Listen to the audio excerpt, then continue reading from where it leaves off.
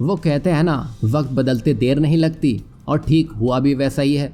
ये तो आप जानते हैं कि यूक्रेन रशिया के बीच जो कुछ भी चल रहा है उसमें नुकसान तो पूरी दुनिया का हो रहा है। और इस लिस्ट में ऐसे देश भी हैं जो भारत को कश्मीर के मामले में यूएन तक घसीट ले चुके हैं। लेकिन आप हर बार देखिएगा, जब भी दुनिया में मुसीबत आती है, भारत ही इकलौता ऐसा देश होता है जो दोस्त हो या दुश्मन सबकी मदद करता है। और हाल ही में हुआ भी कुछ ऐसा ही है। आप तुर्की के बारे में तो जानते ही होंगे, जिसने आज तक भारत के पक्ष में कोई फैसला नहीं लिया। उल्टा उसने पाकिस्तान के साथ मिलकर भारत को कश्मीर के मुद्दे पर हर बार पीठ पर छुरा भोंका है। लेकिन भारत ने तुर्की की बकवास पर ध्यान नहीं दिया, ना ही उसको कोई जवाब दिया, क्योंकि भारत ये अच्छे से जानता है कि जो भी पाकिस्तान के साथ खड़ा हुआ है उसकी नैया डूबी ही है।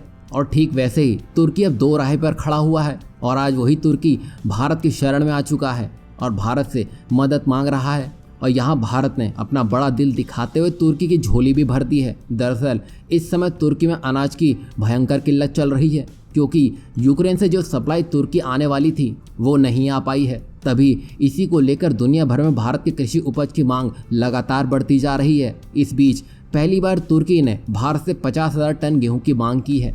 भारत से गेहूं आयात करने वाले देशों में अब मिस्र और तुर्की भी शामिल हो चुके हैं। बता दें कि रूस और यूक्रेन के बीच जारी युद्ध की वजह से यूक्रेन से कृषि उपज का निर्यात प्रभावित हुआ है, और इस वजह से ग्लोबल बाजार में भारत के गेहूं की मांग बढ़ती हुई जा रही है। भारत सरकार के मंत्रालय के मौजूदा सूत्रों ने बताया है कि पिछले हफ्ते ही तुर्की भारत से गेहूं आयात करने पर सहमत हुआ है, और इसके बदले तुर्की भारत को 125 करोड़ रुपए देगा। और ये इतिहास में पहली बार हुआ है जब तुर्की ने भारत से कहा है कि हम आपके गेहूं खरीदना चाहते हैं। और अभी तो ये शुरुआत भर है, तुर्की आगे ऐसे और भी ऑर्डर भारत को देने वाला है, क्योंकि इस समय तुर्की में अनाज की भारी किल्लत का सामना कर रहा है। और आप मानेंगे नहीं, ये जितने भी देश भारत से गेहूं खरीदना चाहते हैं उनको भारत के गेहूं में कमियां ही दिखाई दी हैं।